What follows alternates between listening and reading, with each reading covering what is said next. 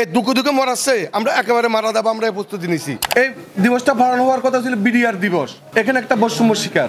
আগামী 15 তারিখ আমাদেরকে একটা সুস্থ সমাধান দিবেন, আর যদি না দেওয়া হয় তাহলে আমরা কঠিন থেকে কঠিনভাবে আমরা আন্দোলনে নামবো, কারণ আমাদের দেওয়ালে ফিট থেকে গেছে। যে 57 অফিসার বলছেন ওনারা বিডিআরের অফিসার, কেন ওনাদেরকে বিভক্ত করে সেনা দিবস পালন করলেন? এই দিবসটা পালন হওয়ার কথা ছিল বিডিআর দিবস, এখানে একটা বৈষম্য শিকার।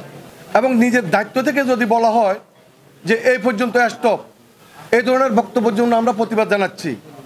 কারণ আপনি এমন কোনো বক্তব্য দিবেন না যে আপনি কারো আত্মীয়, ওই বক্তব্য আপনি কারো মাধ্যমে উঠাবেন না। আপনি আপনার জায়গা থেকে জনগণের ভাষা বোঝার চেষ্টা করুন এবং জনগণের কথা বোঝার চেষ্টা করুন। আপনার এই বক্তব্যকে আমি তীব্র নিন্দা ও প্রতিবাদ জানাচ্ছি বিডিআর কল্যাণ পরিষদের পক্ষ থেকে। বর্তমানে আসলে উনি কারো আত্মীয় এতদিন আমরা শুনছি, কালকে কিন্তু উনার বক্তব্যের মাধ্যমে জানিয়ে দিয়েছেন উনি আসলে উনার আত্মীয়। কিন্তু একজন দায়িত্বশীল এইভাবে কথা বলা উচিত না। উনার বক্তব্যকেও আমরা প্রত্যাখ্যান করলাম এবং তীব্র নিন্দা ও প্রতিবাদ জানাচ্ছি বিডিআর কল্যাণ পরিষদের পক্ষ থেকে। 11-12 ফেব্রুয়ারি আমাদের আন্দোলন ছিল। ওই দিনে 12 তারিখে আমাদেরকে মন্ত্রণালয়ের সচিবের সাথে দেখা করেছেন, জনপ্রশাসন মন্ত্রণালয়। এরপরে 19 তারিখে আমাদের একটা স্বরাষ্ট্র উপদেষ্টা মহোদয়ের সাথে সাক্ষাৎ হয়েছেন। ওখানে প্রধান উপদেষ্টার প্রধান সচিব পুলিশের খোদা বক্স উনিও হাজির ছিলেন।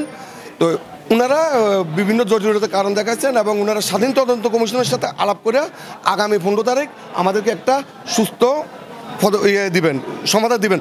আর যদি না দেওয়া হয় তাহলে আমরা এখন কঠিন থেকে কঠিনভাবে আমরা আন্দোলনে নামবো, কারণ আমাদের দেওয়ালে ফিট থেকে গেছে।